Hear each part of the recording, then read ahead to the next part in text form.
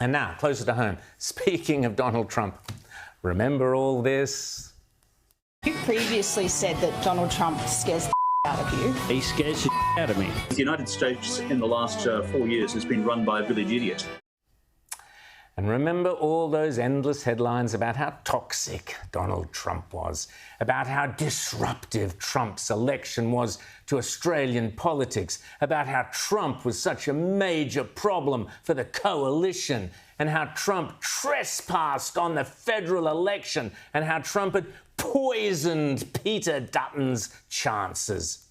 The relentless fear and loathing of Donald Trump in the Australian media was a farce. Idiotically, many conservative commentators and so-called pundits joined in this nonsense. But that was then. This is now.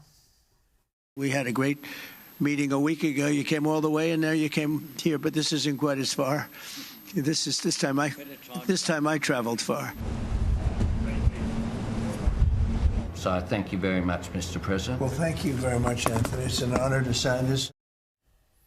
Albo and Trump, it's the bromance of the century. They're now besties. Personally, I am absolutely thrilled.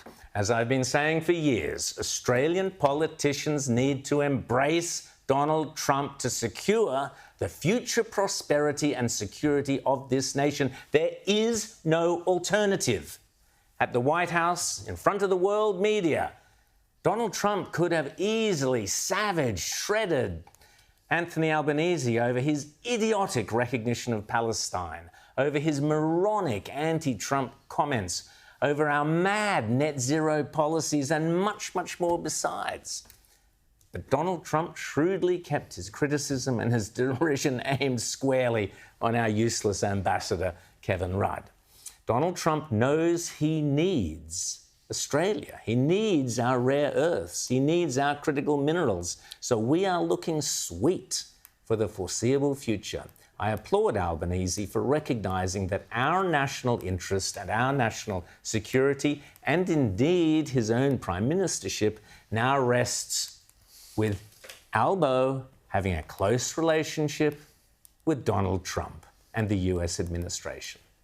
Prime Minister Albanese has managed to recognise what Peter Dutton so utterly and idiotically failed to recognise, and what the entire Liberal Party machine at the last election also so idiotically failed to recognise. A close association with Trump can only bring political success. Success, not failure, you nitwits.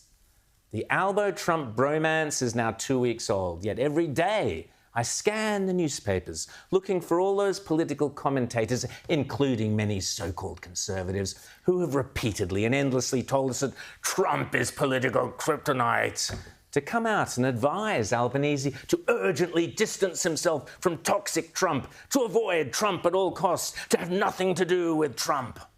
Because Trump is poison to Australian politicians. Because that is what all of them said repeatedly to Peter Dutton a year ago after Trump was elected. I, and I alone, maintained steadfast throughout the federal election campaign, and I editorialised repeatedly on this show and in The Spectator Australia that Dutton must embrace Donald Trump, that Peter Dutton had to embrace Donald Trump. I can't remember the number of times here on Outside as I urged Peter Dutton to get on a plane to Washington, be one of the first to be photographed proudly standing alongside Donald Trump, congratulating him in the White House. I repeatedly urged the Liberals to drive a wedge between themselves and Labor by making being an ally of Trump's United States a key strength for the coalition.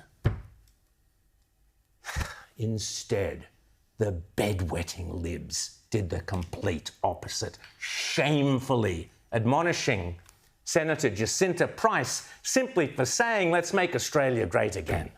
What absolute buffoons, you clowns. Now look, as Albo grins and smiles from one continent to another, popping the bubbly alongside his new mate Donald Trump. And yet for advocating that the coalition openly embraced Trump, I was derided and ridiculed not only by the left, I don't care about them, but more sickeningly by nearly every other political commentator on the right. Where are you all now, all you so-called political geniuses? I spent yesterday poring over all the mainstream newspapers looking for all those Trump is toxic and Australians all hate Trump, beware Albo, being associated with Trump is political poison Albo, opinion pieces. As I said before, nothing. Not a whisper, not a word. What a bunch of cowards and clowns you all are. Anyway, I thought I'd get that off my chest.